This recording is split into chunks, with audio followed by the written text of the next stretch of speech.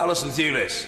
Thank you, Mr Speaker. I'd like to take the opportunity to extend my sympathies and that of my party, both to those who have been affected by the Grenfell Tower tragedy and those who are facing worry as they wonder about their accommodation tonight.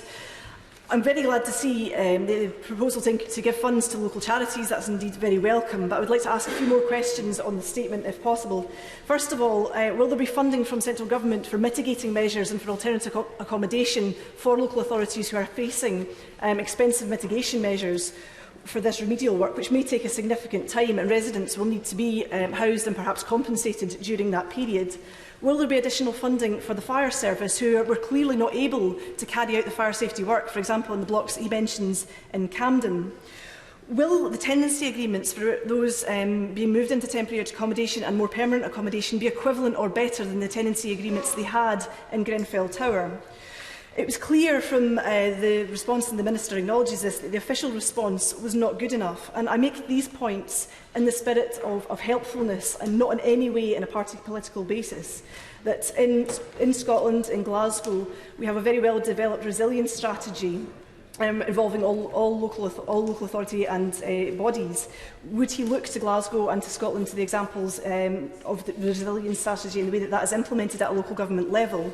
Will he also look at building regulations in Scotland and the way in which they compare to building regulations in England?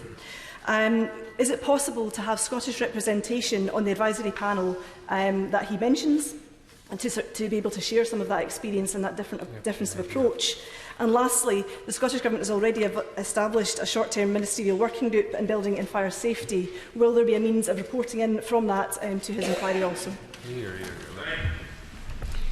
Can I thank the Honourable Lady for all her important points in those questions? So, just touching on this, on funding, we've made clear that for all the local authorities and the housing associations that they absolutely must do all the necessary work, and we will work with each one of them to make sure that they have the funding they need if that is something that is preventing them from doing the work.